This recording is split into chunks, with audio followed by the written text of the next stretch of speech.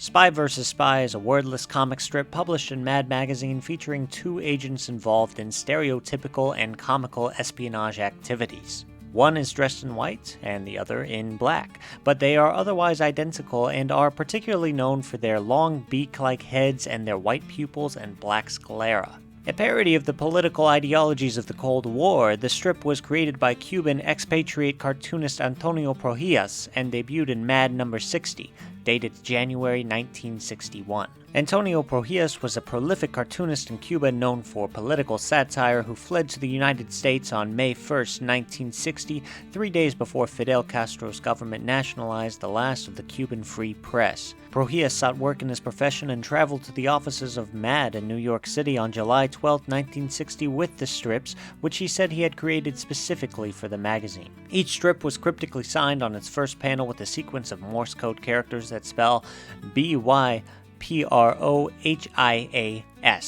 In a 1983 interview with the Miami Herald, Prohias reflected on the success of Spy vs. Spy, stating, "The sweetest revenge has been to turn Fidel's accusation of me as a spy into a money-making venture." He also began to experiment with not drawing frames on the spy's shades, and this became a consistent trait from late 1966 on, so that the character's eyes appeared to have no sclera, just very large pupils, all black except for reflective glints. Black Spy and White Spy, or Man in Black and Man in White, wear wide-brimmed hats and dressed in overcoats. Both spies have long, pointy faces. They are identical except for one being entirely in white and one entirely in black. The spies were modeled after El Hombre Siniestro, the Sinister Man, a character Prohias created in the Cuban magazine Bohemia in 1956. Prohias described the character as someone who thought nothing of chopping the tails off dogs or even the legs off of little girls, and stated he was born out of the national psychosis of the Cuban people.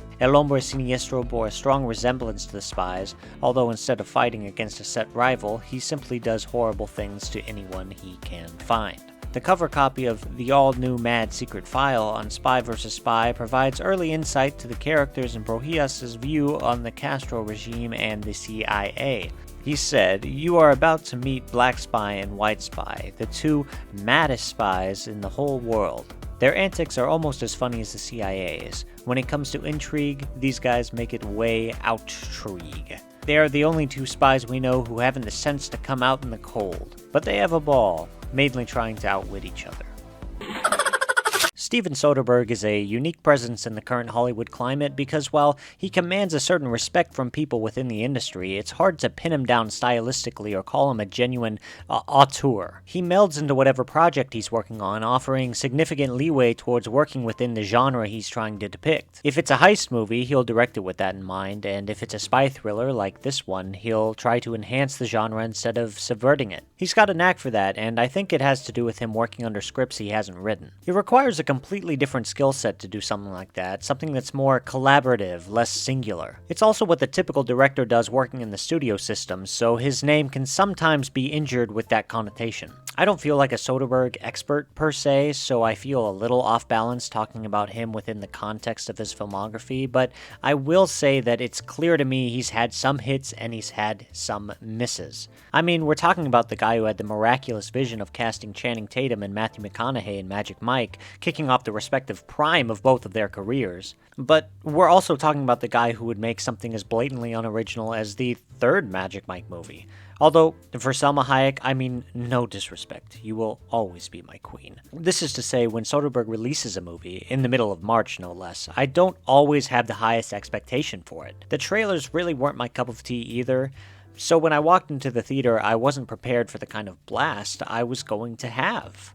When intelligence agent Catherine Woodhouse is suspected of betraying the nation, her husband, also a legendary agent, faces the ultimate test of whether to be loyal to his marriage or to his country. First of all, before I get started, I wanted to share that Soderbergh actually does both the cinematography and editing for all of his films under the pseudonym of his father and mother's names respectively. This could be something that every self-respecting film fan knows, but It's new information to me and incredibly interesting to think about in correlation with the rest of his career. While he hasn't made his bread from the writing or acting side, to shoot your films yourself and edit your films yourself brings a personal element to the work you're doing which cannot be overstated. It's also incredibly difficult, especially as your budgets begin to rise. That's not necessarily a comment on this film here, but if my perspective was changed by this, I feel like it could be something fun to share. I don't know.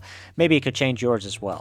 But as far as the movie goes, I mean, yeah, it was an excellent, tight story that kept you on the edge of your seat and got you to think about the intricacies of its story. Michael Fassbender gives what I think to be the greatest performance of his since his work in X-Men Days of Future Past, and I think the casting of him and Cate Blanchett functions perfectly because of the natural stoicism of their acting. Spies, at least as the movies see them, have to work out everything under the surface. To display that, you have to get performers who are experts in that category. Now I know it feels simple, right? Just cast Michael Fassbender and Cate Blanchett and your movie will do well. And yeah, it kind of is that simple, I guess.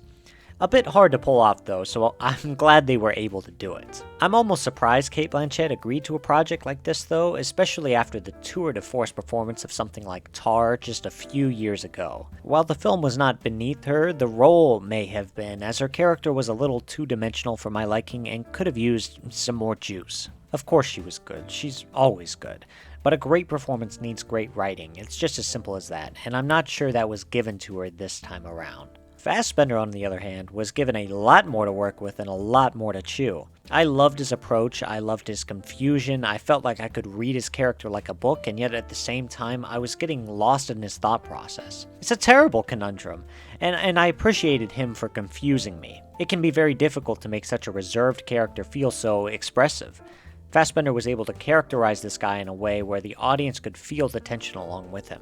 But more than the performers, I think this is a film that relies pretty heavily on a sound plotline. It's a tight film, a quick 93 minutes, and I think that does a lot to enhance its poignancy. What I'm caught on is how much of the film is trying to be a satirization of the inhumane nature of spy work, and how much of it is trying to tell a genuine story. It's hard to say, and I'm not sure if my confusion is to the benefit or detriment of the movie. On one hand, I'm thinking, wow, this is an incredible breakdown of hypocrisy within the industry. All these characters look for is truth, and yet they are constantly manipulating lies. But on the other hand, the story wraps up a little nicely for my liking in a way that has me questioning the intention of the story. Is it less complicated than I hoped it would be?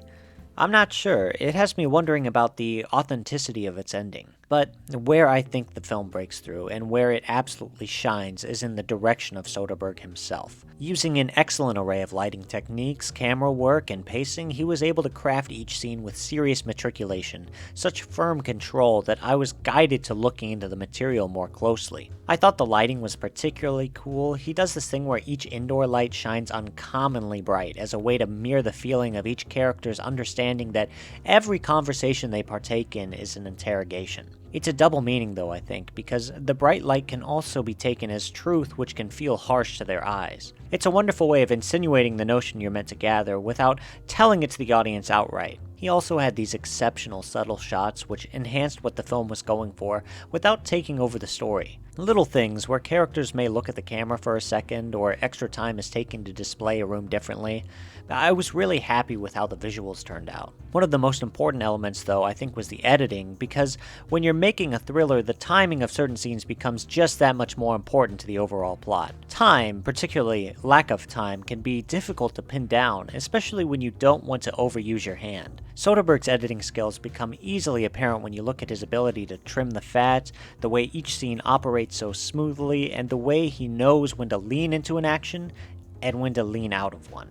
I can't reiterate enough how impressed I was with what he was doing here. It was easily the best part of the movie, and everything he added was instrumental to the film's success. The other members of the cast were certainly good, although I think like Blanchett's character, they didn't have as much to work with other than their given personalities. None of them caused me to sit up in my seat, although their ability to play into the pacing and the story were well regarded. I did think the music was excellent, though. It was a haunting score that got to play with what you typically expect it to be, and it took a route that was far more abstract than I expected. It was simple in a way that was bold, and I was always excited to get to the music. But yeah, I think this movie was a very polished product that really lived through the excellent ability of Soderbergh and a great performance from Fassbender. The writing was quality in spots. I thought the mystery was well delved into, but certain issues I have with the ending and with the character development keep it from being perfect, which no film is. I was incredibly surprised, though. I'm really happy with how this movie turned out. I'll give it a red turtle and a squirt, and it could deserve more than that.